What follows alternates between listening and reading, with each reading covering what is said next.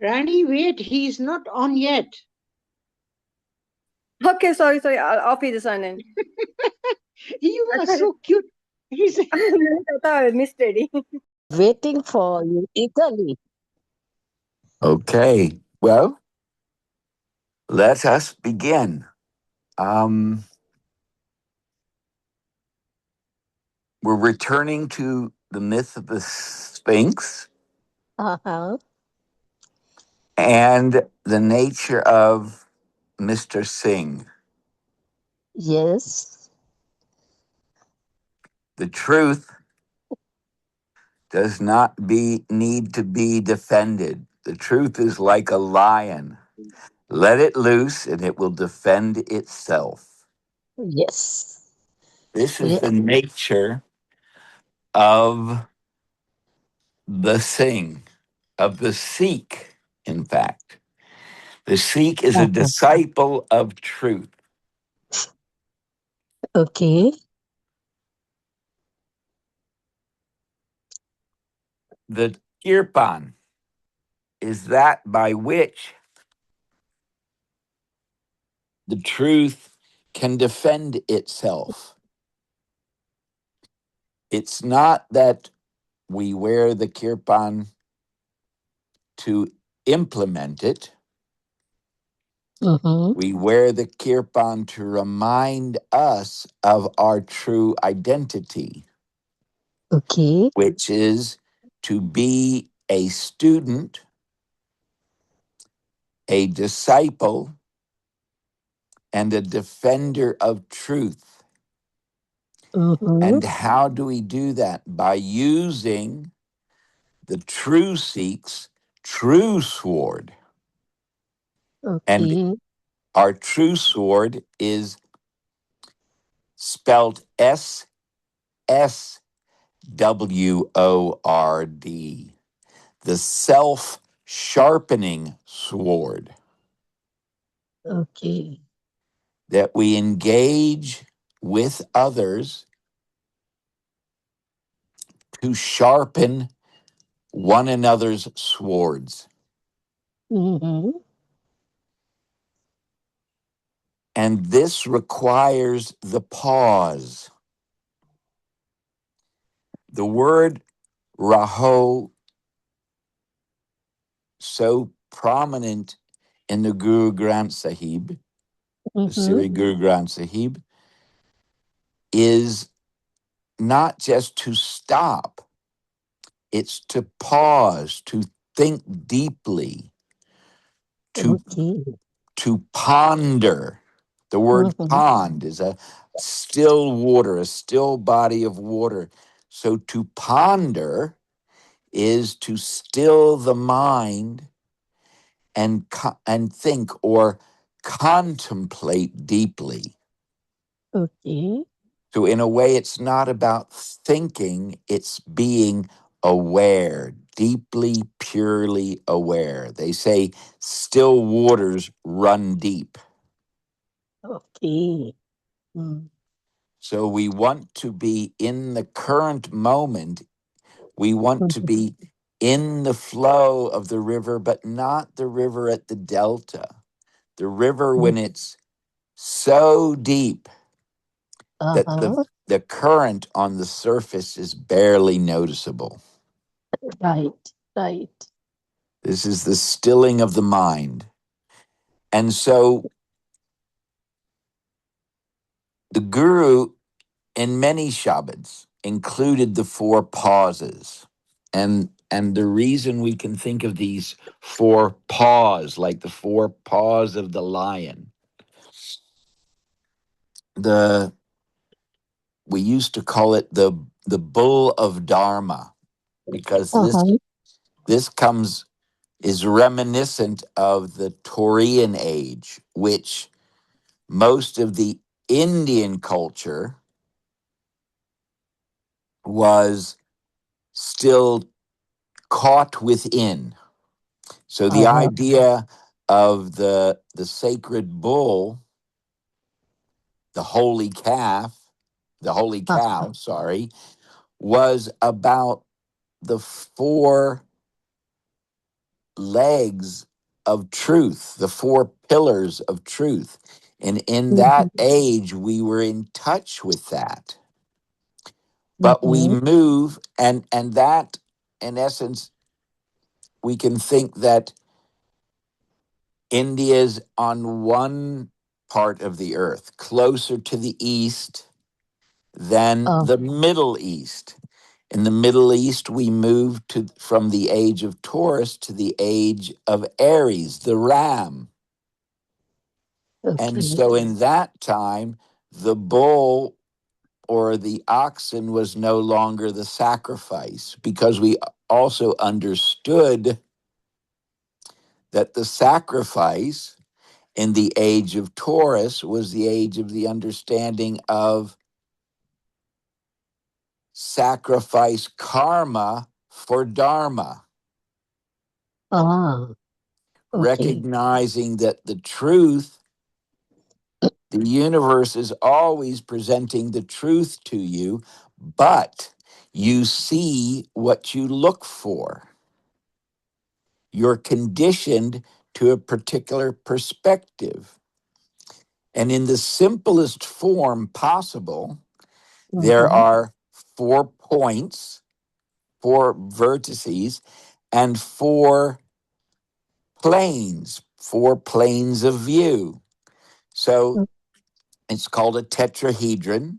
It's like a teepee, a Native American Indian's teepee. It has 3 triangular sides to it, and it's sitting Uh-huh. on the ground. So its footprint is also triangular. Okay. And there is a point opposite to each one of those 4 triangular faces. Mm, So mm, we all have 4 different points of view, and they present 4 different planes of view. okay. They create our reality. And they Mhm. understood that thousands and thousands of years ago. And the Mhm. problem was, we as human beings, at the height of our understanding, Okay. this was a worldwide understanding, but we have the best remnants of it through the Vedic traditions left in India. They Mm, exist in other places, certainly in the Americas, Mesoamericas, but we're only beginning to really understand what was recorded in the Mayan codexes. And those Mayan codexes are remnants, are built on the Olmecs traditions, or teachings which are built on the Toltec traditions. And the Toltec traditions go back 12,500 years, when they were at their height. The same time, the Vedic traditions, which are really rooted in the Tamil traditions of southern India, those mm, go back to 12,500 years ago. But we wow. only have the most concrete and most understood continuous lineage is through the Vedic tradition. And we only Mhm. have 4 of the 100 volumes of the Vedic tradition. Mm, So okay. they're meant to be originally 100 Vedas, and we only have 4 left in print. The Oh, Maharishi Mahesh Yogi engaged, at least in the beginning. He wanted uh-huh. to recognize, to rethink, to reinterpret the Vedas so that we could understand them in our modern language, because Oh, they're all about higher dimensional geometry and 0 point quantum physics. wow. He began that process, but the degree to which he completed it, the world doesn't know, because that was also being done through his organization, and I believe they still have some things to reveal, because they're having to complete that work in his physical absence. Mhm. So then we have to go back and look at what was meant by the four pauses. The four pauses, right? That there was a time where we would say, God is in the south. And this is, in fact, the way the Buddhists look at their maps. The Buddhist maps of Tibet, where you, the reader of the map, is standing below the map in the north. And and the map, the orientation of the map is towards the South Pole. Oh. So all their maps look upside down to our modern maps, which are orientated towards the north. And we can think of this historical shift that happened, that in the Far East, the orientation was north looking south, then a shift in the Middle East, a transition from the Taurian age to the Piscean age. We move through the Aryan age, and this was the age of the vortex, and this is why it's represented by the ram, and the Jewish culture is represented the sacrifice of the lamb, because we look at a ram and it has two horns on its head. They begin from the same point, but they spin in opposite directions. Oh. So if you look at the ram from one side, it's spiraling. It appears to be spiraling outward from both sides, but there's a right hand spin, and from the other side, there's a left hand spin. Oh. And this is tantra. This is the nature of tantra, and it's the origin of the swastika. So in Indian and the Vedic cultures, swastika had very specific meanings. Collectively, they were symbols of peace, but you always used both swastikas because one is a movement of energy into the vortex, and the other is the current or flow of energy, or more to the point, consciousness flowing out of the vortex. And we understood that these two things indicated harmony or peace. That Okay. the world inside and the world outside are reflections, are one. As above, so below. In the higher dimensional realm and in this lower quantum manifestation realm, they were mirrors to each other. We could say, in a way, imagine it that in the night sky, the stars are reflected in the still water, Oh. so that the stars represented the more eternal. Nothing is forever, but as close as the human mind can conceive of, the stars, what they called the firmament. Why firmament? Firm, it's fixed. They didn't call the fixament, they called it the firmament, because something that is firm appears to be fixed. The same way we put our hand on a table and it feels firm, or we put our hand on our body, we feel firmness. It appears to be fixed. It's taken on physical material form. Oh. And we call it form because it's in this fourth phase of transformation. Okay.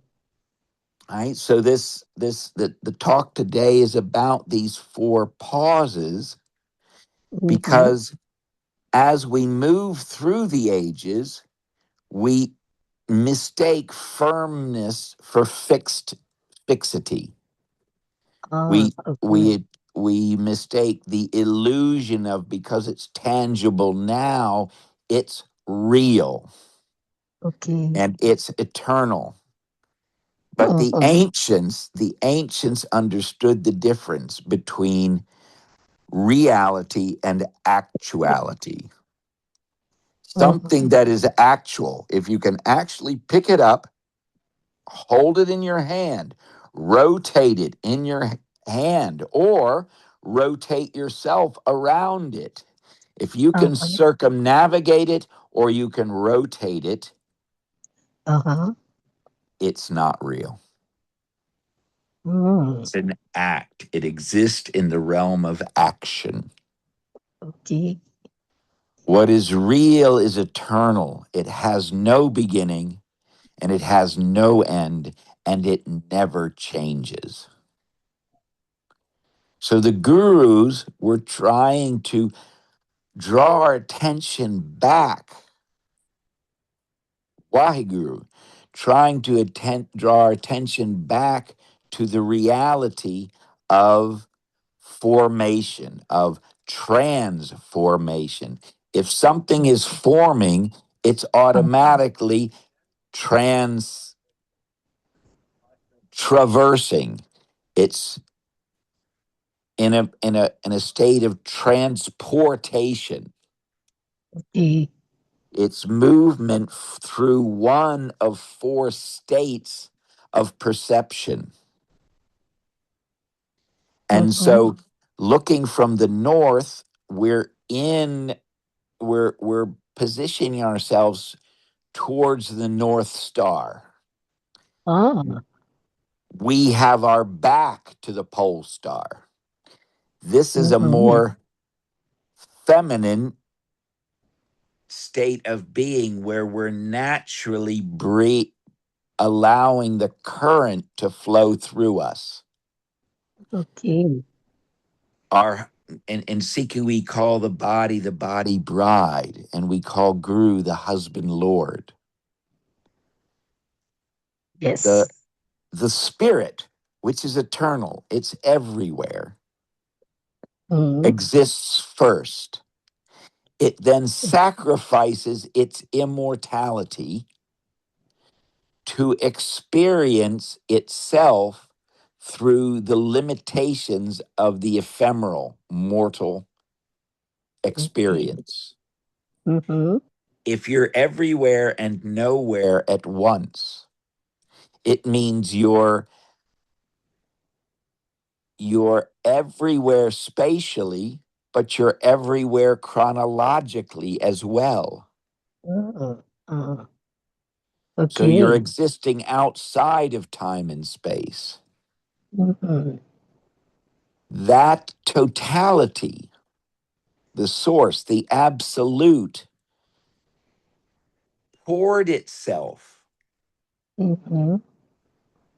all that it was, into creating a vessel, Uh-huh. a stage, an arena, a coliseum, you could say, of four pillars, four columns. And the Mm. roof, the firmament, is this eternal or seemingly eternal Milky Way, the galaxy. Gal is this eternal impulse, and lactose is milk. We call it Ga. Ga is the way, and Uh-huh. lactose is the Milky Way. This is what the slight pause here. Uh-huh. I want to point out we're speaking in English. There's a reason for that. English is now the universal language of this planet. Right. And Right. that's not by mistake. English is the most manipulated language on the planet and perhaps of all human history. Yes. It's a meeting of the Romance languages, the Latin languages, Uh-huh. and the Germanic languages. That's on the Mhm. surface. It's a meeting place of two geographically defined languages, Uh-huh. Latin and Saxon, but it's also the meeting of two states of consciousness. England is Mhm. called England because it's angle. It's actually angle land. And the word Oh, angle and angel, all you have to do is transpose the letters E and L. ah, So okay. in the Arab language, a note of respect, or I'm saying a name, it's an indication. This is a name of what? A group, a family. You would call them the Al Jazeera, Can Al you repeat it? Al Oh, bin Baladin, right? Al oh, Baladin, right? Al okay. Jazeera. Al is the group name. It's indicating it's a name, and therefore the name is a symbol of what? Itself, the thing that it's named. In Uh-huh. Egypt, it goes back further. It's El. So I worked for a family in the Middle East, in Saudi Arabia, in Jeddah. They were called the Al Maghrabis, but in Oh, Egypt they were called the El Maghrabi. oh, Right? okay. I'm Right. trying not to go too far off piece, but this is just an indication of when you start to study entomology, things become much clearer. In the beginning was the Word, and the Word was God, and the Word was God. So Mm-hmm. when certain human beings believed that they were God, and Uh-huh. therefore but forgot that their job, the job of God, is to serve his children. He has his children like you and I. The one thing we want is the safety, security, joy, and happiness of our children. And, Naturally. and Naturally. we're here to protect that. Right. Right. But power corrupts, absolute power corrupts absolutely. There are a group of mind body constructs, like we are, personas, Mm-hmm. masks, that when they became closer to the divine, understood more of the divine relationship, assumed upon themselves. To assume is to raise up. Okay. They assumed upon themselves, well, we're more godly than the ones below us, even to the point that they said, we are gods and God doesn't exist. God is just a collective of the human consciousness. And we're at the pinnacle of the human pyramid, therefore, we're God. But if you notice on the American dollar, there is no capstone. In Egypt, Mm. the pyramid that we recognize is the most powerful architectural remnant on the planet. There is no capstone, Mm-hmm. Okay. right? So we're moving back. I'm prefacing this, I'll come back. We're moving back how we're moving through the ages. And this is not coincidental. The Okay. point of today's talk is to point that all those who recognize the truth, but also remembered their relationship to the truth, Mm-hmm. remembered that service is ultimately our purpose. Absolutely. We're all given gifts when we're born. Human Right. collective is the gift of the human consciousness, which is the first artificial intelligence. Ah, It's not that artificial intelligence is inherently evil. It's like everything, how you use it.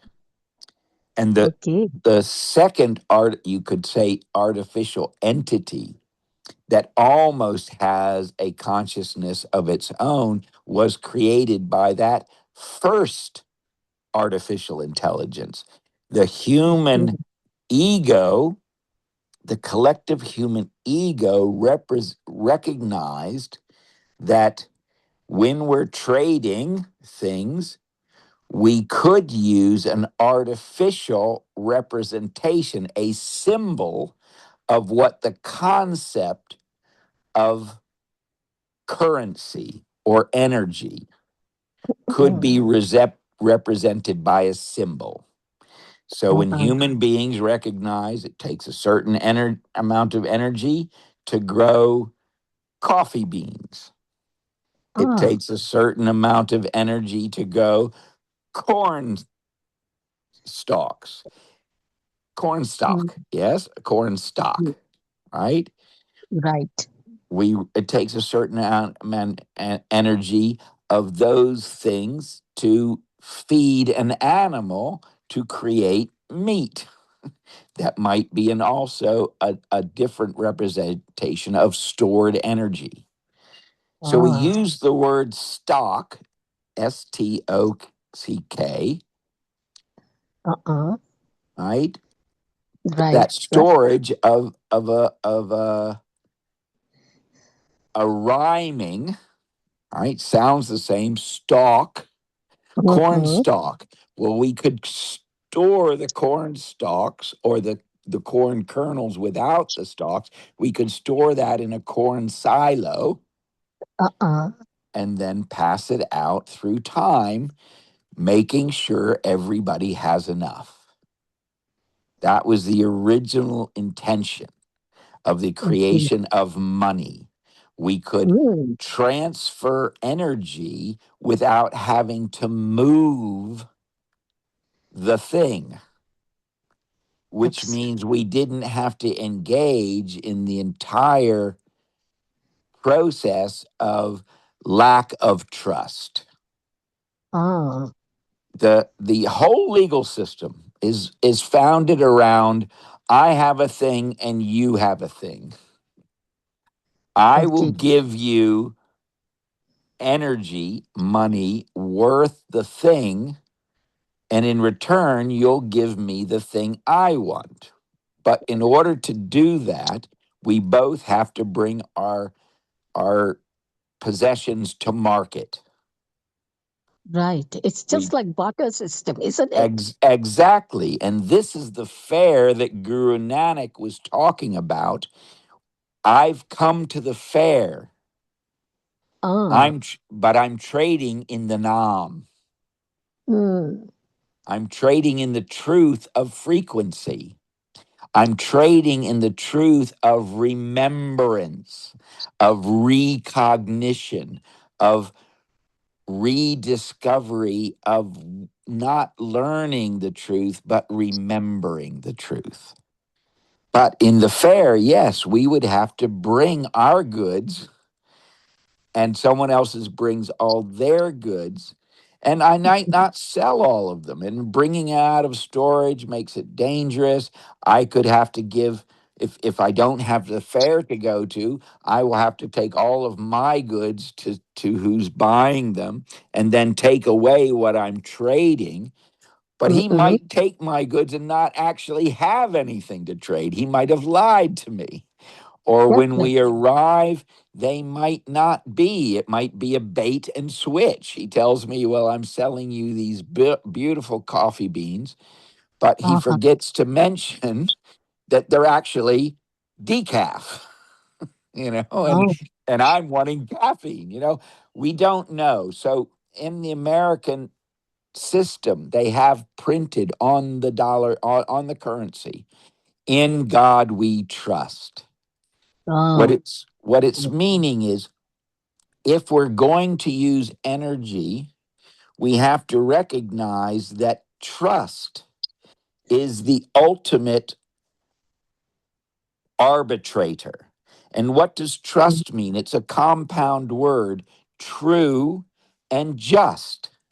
Ah, True in architecture means it's completely vertical. It's perpendicular to the earth, which is the okay. closest if you want to connect heaven to earth, human animal existence to human angelic existence, it's the angle that you're at. And a Okay. perpendicular line is the shortest distance between heaven and earth. As you Ah, veer a little away from that line, the distance gets longer.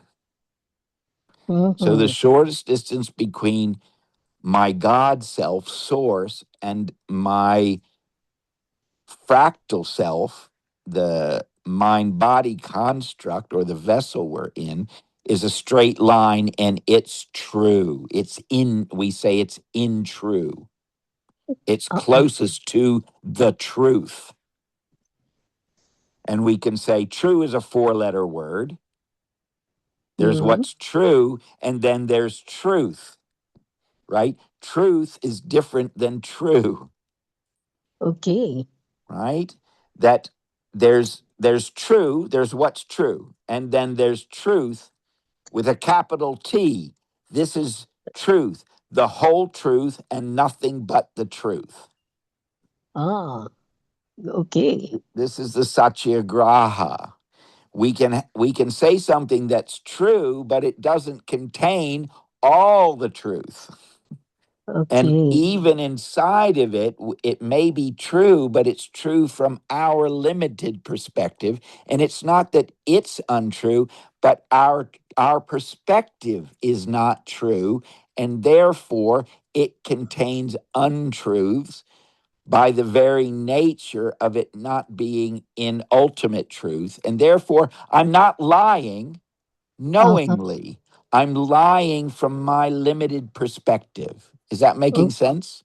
yes, yes, it does. Thank you. Right. So Right. this goes back, let's go back to the beginning of the conversation of we come from 4 different traditions. Mm-hmm. There's the Jnana Yoga, Bhakti Yoga, and Kriya or Karma Yoga. So this relates to the mind, Jnana Yoga. We can come to know God through knowing the truth, through the mind, through understanding, Okay. right? Uh-huh. Right, right. The Bhakti Yoga is we can come to God to know the truth, to know ultimate truth only through devotion, through Mm-hmm. love, through the heart, through the Yeah. bridal chamber of the heart. When we bring the soul, which is in the blood, when we bring it into focus in the vortex of the heart, and the heart actually is not just a pump, that's a pale shadow of what it actually is. It's a vortex, a currency generator. It Oh, generates an electrical current that as it moves through it, the uh-huh. particles become are electrically charged, and then as they come back out of the body, they're magnetically charged.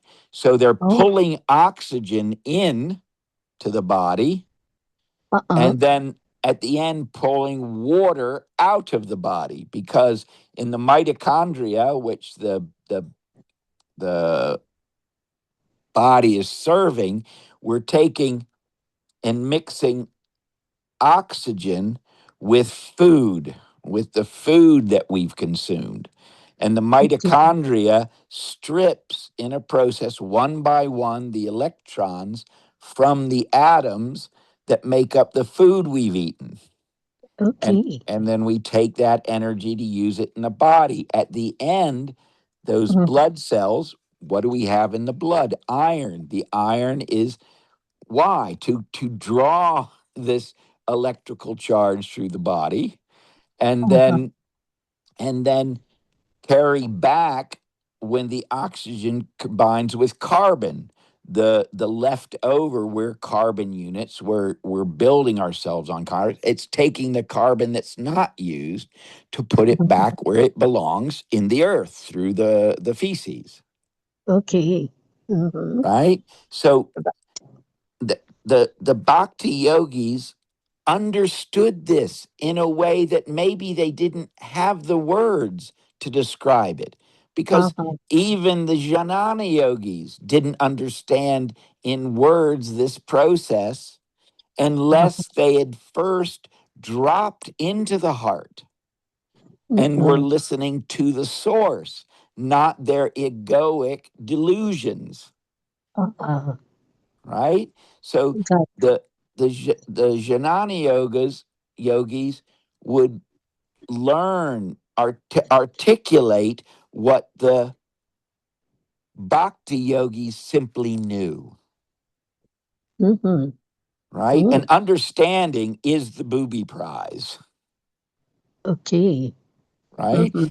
Being able to describe what it's like Okay. to be on two skis flying down a mountain and then going up on a ramp and suddenly flying like an eagle.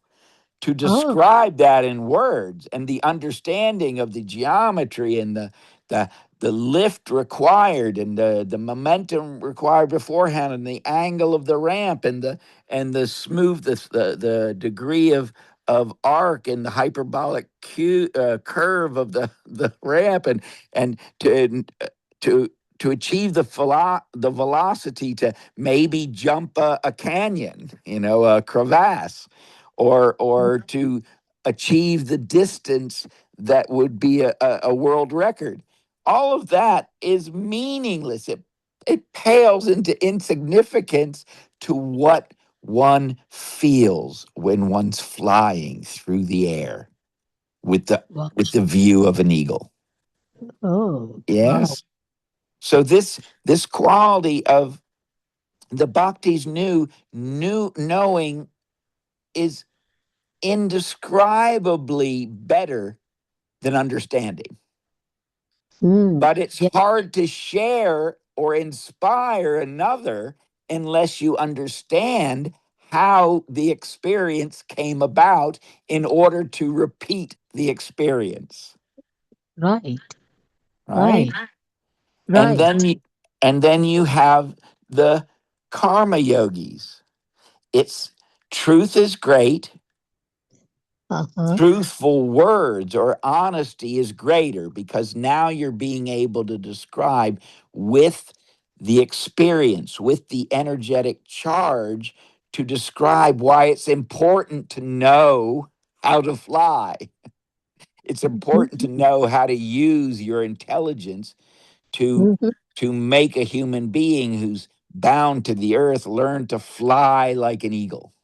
And that's all about angles, to grow your wings. It's to literally, angels have wings. The wings are their angles, the way they look at things. When you can change your perspective, you change your reality because you see what you couldn't see from your previously limited perspective. Is that making some sense? Yes. Yes. It does. Does. So truth is greater, truthful words or honesty is greater still. But Guru Gobind Singh didn't even bother to say that. He said, truth is great, truthful action is greatest, or greater. Bilkul. So there, Right. there, he's hearkening back. The whole of the Sikh tradition harkens back to what Jesus was crystallizing. That's why he was called Jesus Christ. It's the Christ, Krst, as the Egyptians said it. The Okay. Christ, when you add the vowel sound, it becomes Christ. It's a diphthong. A, e, I, Christ. We're moving back in the we're moving forward into the time where we're remembering that the I is inside of us. Ah, The right. I, the I, the infinite I is inside of this little separated illusion of I. Mm. So it's as much when two eyes become one, right? There's two axes. There's the two eyes. You see with two eyes, you compare those two pictures, and you develop a sense of depth because of the Oh, discrepancy that the right eye picture and the left eye picture aren't the same pictures. So you have this illusion of seeing the sides of a path or the tracks of a railroad track appear to okay. converge, they appear to vanish at a vanishing point in the distance. That's why Mm. vanishing point is spelled VA, right? It's Right. it's this outward movement appears to be an inward movement, and this is the nature of the human experience. So, trying not to go too far off piste, but this is laying the groundwork. The of the A and the V of the V, Vaheguru, or the word even, Eve, Mm. EVE, and A as an Adam, Ah, right? Those right. two letters look like they look because they're, you could say, onomatopoeic, or they're visual. They actually are symbols of themselves. And Mm. not today, but in the next talk and the talk after, we'll approach that subject. But for now, let's just try not to get too far away, Okay. right? Right. We're Right. recognizing that we're looking into this, we're in the north in a feminine state of consciousness. It's Okay. called awareness, Awareness. but Okay. it's not aware of anything. So, Uh-huh. right? The feminine subconscious mind is geared towards seeing danger. Why? Because we have an obligation. If we're Uh, born here, we're meant to keep the game going. We need to survive long enough that we can mature. Why? Because we need to mature enough that we can procreate. ah, Why? So we can continue the game. We can absolutely. continue the next generation. And that's why, although the male inclination, like the tiger, Uh-huh. solitary being, or the lion, as the lion, not the lioness, the lion sits still on his Mm. own, right? And he Right. does that until he's challenged. And then after that challenge, he reestablishes order. Now the question is the king is dead, long live the king, or long live the king, the challenger is dead. Mm. Well, with the Right. lion community, they don't have to go that far. They don't kill the challenger. They just, the lion, the center of the pride, sitting, gets up. Oh, you want to question who's boss here? Okay, okay, show me what you got. and and he'll either kick his scrawny, pretentious little backside, or he will have misjudged the situation, and Uh, that the challenger vanquishes him. ah, right. Very often, that battle doesn't go to the death either. That Ah, when the present king ah, recognizes, oh, I've passed my sell by date. This, my son, or one of the others can kick my ass. I abdicate the throne. I am not fit for purpose. oh, And right. he goes off and lives on his own. He's still powerful enough to hunt animals himself, and he can survive a while, but what he's doing is going back to source. It's like in the Indian tradition, in Hinduism, The father looks after the family till he reaches his 60s, makes sure everybody's good. Mom remains as the focal point, the gravitational field, but she doesn't need his center anymore, Mm-hmm. right? Right. She's found her own center in her menopause. She's become male. She has her own center, and she doesn't need his anymore. She recognizes that the family still needs the center, and she's always been the circumference, Mm-hmm. right? She's always been the circumference, but now she takes the father's place because the family's expanding. It needs to expand. The circumference is beyond her ability, her capability, and even perhaps her comprehension, right? So Right. she becomes the center, and she allows her husband, Lord, to go off and become the circumference, Right. to become the totality. So he does his spiritual journey. And sometimes he never comes back. Everybody in that Hindu system used to understand dad's gone. He still loves us, but he's doing what he has to do, which is still that process.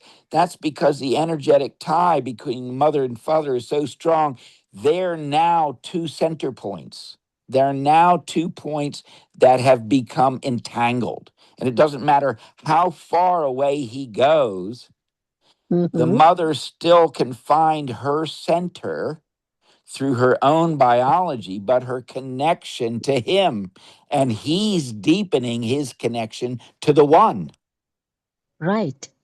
And that's why that family relationship was so powerful, because the mother understood through the male, her husband, Lord, that he was doing everything he did to serve her, to allow her to fulfill her duty through Uh-huh.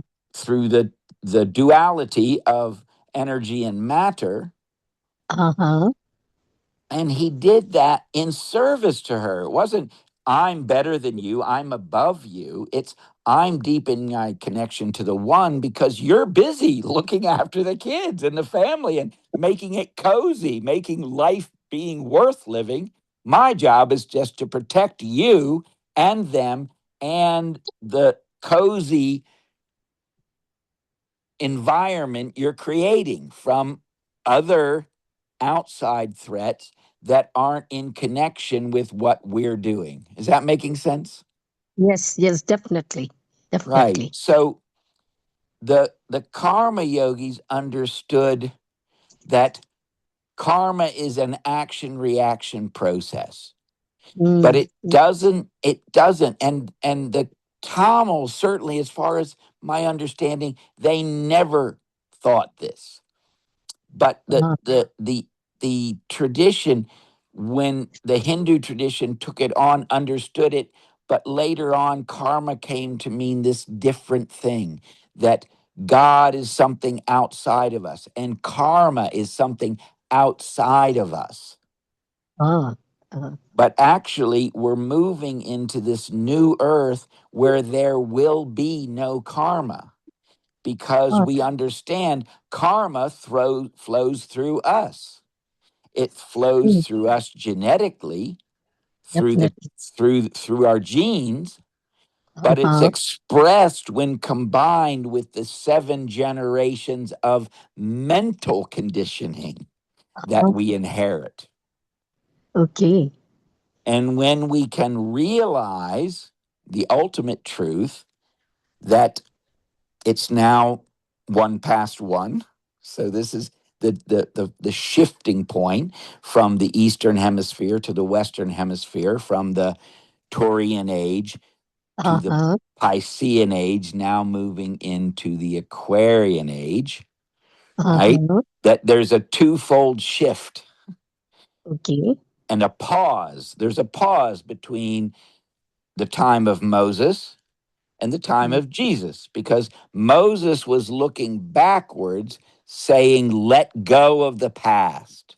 When the Jews made the journey out of Egypt, the Egyptians had been corrupt. They began to use the magic they knew, and it had become black magic because it wasn't white magic, which is light magic, which is keeping the energy up for everybody on the planet. So the planet evolves and everything on the planet evolves, and particularly human beings evolve to reach Uh-huh. this next state. No, they started to manipulate. They started to Okay. use black magic, love magic, uh, Mhm. and so the Jews left the servitude of the enslavement of the Egyptians and Uh, moved eastward, right? But when things got difficult, 40 Jesus did 40 days in the desert. The Jews did 40 years in the desert, right? But it's the oh, same process. And during that time they're tempted. And what the Jews did was, when things were so bad, while Moses was at the top of the mountain getting the tablets, the 10 promises and the 10 laws, the do place. these 10 things and you'll get these 10 things. They were Uh-huh. down, melting down all their gold and making a golden calf, which means really what they were doing was they wanted to go backwards. They wanted to worship the past. They were clinging to the Taurian age that existed before the Aryan age of the ram they were caught in.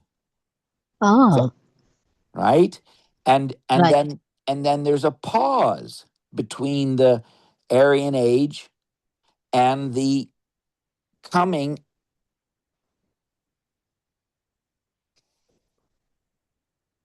Aquarian age. And that pause was essentially what Jesus was doing.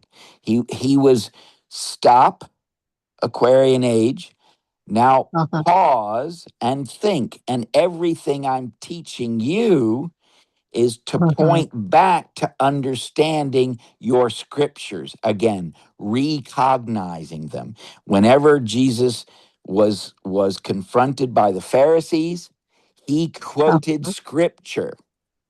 He didn't Uh-huh. argue with them. He quoted their own scripture, pointing out the undeniable truth that they had misunderstood and they had manipulated their soul access to the Holy of Holies, and they had changed the truth to suit them and suit Okay. their hierarchy. Is that making Mm. sense? Yes, it does. It does. Right. So, what Right. Jesus was saying in his whole teachings was for us to understand what was going to happen for the next 2160 years Wow. Uh, was we were going to remember the scriptures. The scriptures would come back. We don't need to defend the truth, mhm. just share, reveal, set the truth free, and it will defend itself. And it's what's happening right now. That Uh, they tried to suppress the teachings of Mary, where the feminine Jesus and Mary were partners. ah, There's even talk of the disciples were jealous because he used to kiss Mary on the mouth. okay. They Uh, were two sides of the same coin. They represented the alchemical marriage that was coming, not the one that's here now, but the one that was coming. So Jesus initiated the Magdalene, the Christ initiated the Magdalene, the guru mhm. spirit initiated the body bride to Uh, remember the truth from the ground up, wow. to Uh-huh. to recognize there's nothing wrong with hierarchy, but eventually it becomes corrupt and it needs to collapse so the new hierarchy can grow from it.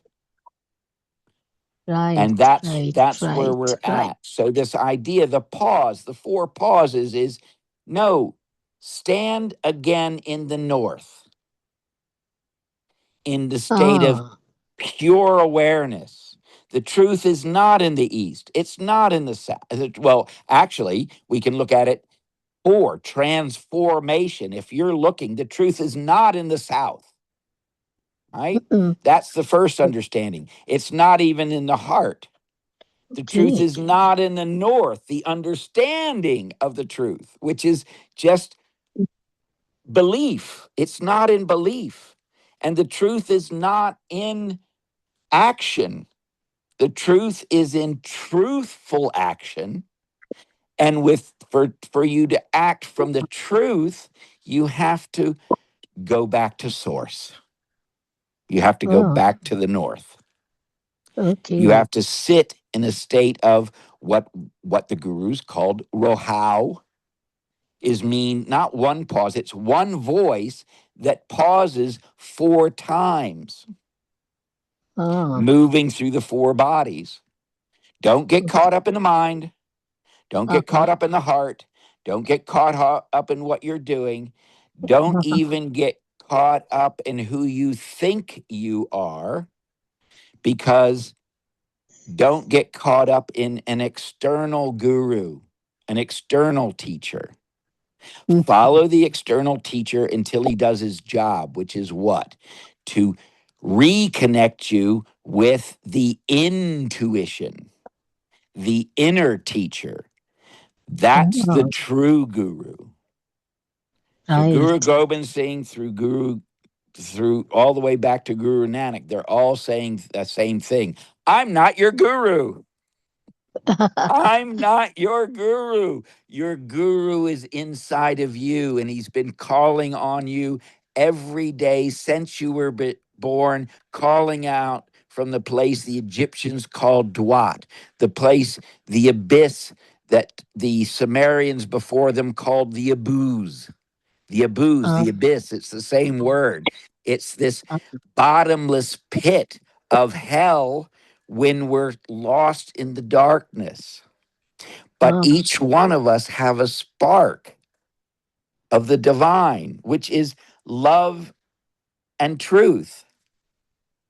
And and the last thing, I know I'm going a little bit long, but I think I can try to wrap it up between the next 3 minutes if I can. sure, sure. The Buddha Definitely. said the 4 noble truths are what? The truth of suffering, the truth of pain. Pain is mandatory. Ah, Suffering is optional. And okay. this is really at the heart of what the Buddha was teaching. To grow, you have to experience what? Growing pains. To transcend your comfort zone, you have to believe in something that's bigger than you. And and See. and the gurus, what Guru Gobind Singh was saying, the time is coming for the warrior of the heart. Uh-huh. The warrior of the heart who will be willing not to kill for the truth, but to die for it, to willingly sacrifice himself, to put themselves in the dangerous place of, I don't know. Uh-huh. I don't Okay. know. And you don't know. But I trust that whenever 2 of you are gathered in my name, I am there. I trust enough that if I try to help you with your truth, to prove with you your truth, either will realize one of 2 things. Uh-huh. You were wrong, but I wasn't trying to prove you wrong so I could be right. I was just trying to help you prove to yourself you were right. And maybe we'll both discover in that process that you were wrong. But because I'm doing that with a genuine, authentic desire for truth, I'm helping you sharpen your sword. I'm giving you the tools to prove me wrong. And Wow. in that process, I'll either discover you're right, but you discover you're really, really right in that process, or because I've humbly come to you with my sword of truth, we Mm-hmm. also might sharpen my sword in the process. And Oh, we'll both discover that no, you were kind of right, but you weren't and this is where you were wrong, and there was some truth for me to get and deliver to you. But I only can do that when I recognize you might know something. If you believe something different than me, you might know something I don't. And in I that have, process, we're actually more likely to discover the reality that we were both kind of right and we were ah, both a little bit wrong, because we're not human beings yet. We're humankind, which means we're kind of human. We mm, kind of, each one of us, and each, as we separate ourselves into identity politics, each uh-huh, one of our identities is kind of right. But ah, it's when we have the courage to stand before one another and say, look, I don't know. I don't know. We're in a place that no consciousness in the universe has ever been before. But I mm, know between us, between you and me, we will uh-huh, find the truth. We will. Maybe we'll march slowly in iterations. Maybe this round we won't know the truth, but we'll get a little closer. And because we're a little closer, we'll be more of a one. And that inheritance will march, dance ever ah, closer to the truth. mm, And that's these four pauses, that in between the four I knows, we ah, want to pause and say, well, maybe I know, but maybe I don't know at all. right, right, right. And that's why we use this different quality of a word, rohau. Yeah, It doesn't mean just pause, stop for a minute and then start going on again. It means really stop and reflect deeply. Go down into the center of your being, go into your heart, sit in your heart, let that four chambered muscle open you to your single source that's at your center of gravity, you could say, at your ah, solar plexus that connects to the one. Sit in that and allow yourself to hear something you've never heard. And I'll okay, close on that. What is that sound? The Christ, when it takes the vowel inside of it, is actually three vowel sounds. In the lower triangle, we have ooh and o. Ooh, that feels good. It's about pleasure. And o is about, oh, I see there's something beyond pleasure. That might be a state of happiness, a realization of something beyond me.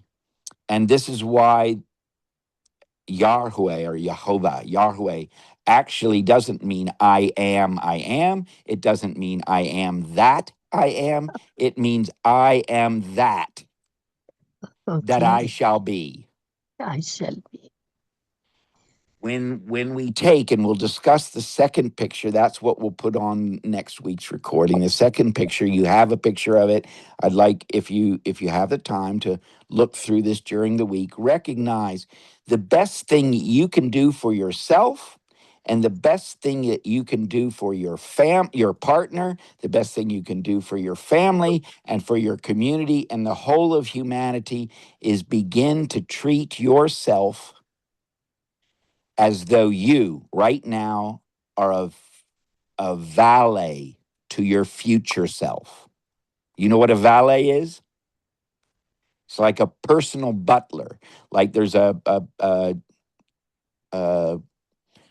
old series about Jeeves, a Uh-huh, man and his butler. It's his manservant, right? So okay, we call a butler is different. A butler controls the whole household. So a butler is a little closer to the feminine uh-uh, aspect. It's the housekeeper, right? The valet is the manservant. Sometimes we called him the man Friday, okay. right? right? Right. It's the person who serves you because they love you, but they're not serving the present self, they're serving the future self. It's when Mhm. you can lovingly serve your future self. That's called a habit, right? Okay. Right. Discipline is actually really easy because it's only what happens at the beginning. Discipline is getting a habit rolling and then remembering, why am I doing this? Because I'm 40 pounds overweight and I want to be around for my grandchildren. So, what am I going to do? I start identifying with that person who's actually perfect body weight, fat to body ratio. And I'm serving them. Why? How? How do I serve them? I loving them, serve them by forgetting that chocolate bar, right? Uh-huh. By Right. going in and thinking I'm big peckish in the evening and thinking, okay, well, there's a whole cheesecake. I don't need to eat the whole thing. Uh-huh. And maybe today I need to eat I need to eat a slice, but it could be one slice, not 8. It could be one tiny slice, not 16. It could even be one really tiny slice, 1/32nd, or even 1/64th. When I get to 1/64th, my slice is 1/64th. It's like I'm eating the whole cheesecake in a tiny fraction. My consciousness has absorbed that much. When I begin to serve like that, I'm coming full circle. Okay. Is that making sense? And I'll stop there, but I did all of that because that all leads back to the pyramid, back to the Sphinx, and back to coming full circle by serving yourself, becoming the valet to your future self. So Thank I hope that's not too much. I'm afraid I've probably no, become a river. enjoyed it. In fact, I've learned a Okay. lot from you. Thank you. Good, Thank you. good, good. Well, hopefully the next one will be as much fun. We'll do some circles. We'll do some circle dancing around the pie. Well, I'm eager to listen to it next week. I'll try to make a fig pie and an orange cake for next week.